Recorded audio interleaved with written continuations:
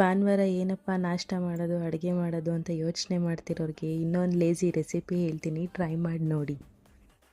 ಮಸಾಲೆಗೆ ಖಾರಕ್ಕೆ ಎಷ್ಟು ಬೇಕೋ ಅಷ್ಟು ಹಸಿಮೆಣ್ಸಿನ್ಕಾಯಿ, ಶುಂಠಿ, ಬೆಳ್ಳುಳ್ಳಿ, ಈರುಳ್ಳಿ, ಲವಂಗ, ಚಕ್ಕೆ, ಸೋಂಪು ಇಷ್ಟನ್ನು ಪೇಸ್ಟ್ ಮಾಡಿಟ್ಕೋಬೇಕು.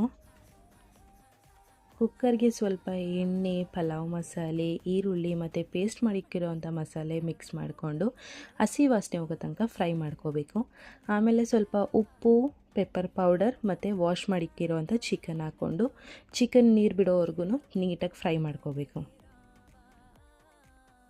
80% ಚಿಕನ್ ಬೆಂದ ಮೇಲೆ ಮೊಸರು ಹಾಕೋಬೇಕು. ಮೊಸರು ಬೇಡ ಅಂತ ಅನ್ನೋರು ನಿಂಬೆಹಣ್ಣಿನ ರಸನೂ ಹಾಕೊಬೋದು.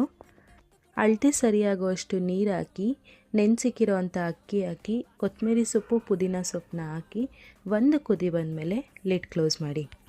ಈ ರೆಸಿಪಿ ಬರೀ ಬ್ಯಾಚುಲರ್ಸಿಗೆ ಮಾತ್ರ ಅಲ್ಲ, ಮನೇಲಿ ವಯಸ್ಸಾಗಿರೋರಿಗೂ ತುಂಬ ಇಷ್ಟ ಆಗುತ್ತೆ. ಹೆವಿ ಮಸಾಲೆ ಇರೋದಿಲ್ವಲ್ಲ, ಅದಕ್ಕೆ ಲೇಸಿ ಸಂಡಿಗೆ ಈಸಿ ಆಗಿರೋ ರೆಸಿಪಿ. ಟ್ರೈ ಮಾಡಿ ನೋಡಿ, ಕಮೆಂಟಲ್ಲಿ ಹೇಳಿ ಹೆಂಗಿತ್ತು ಅಂತ.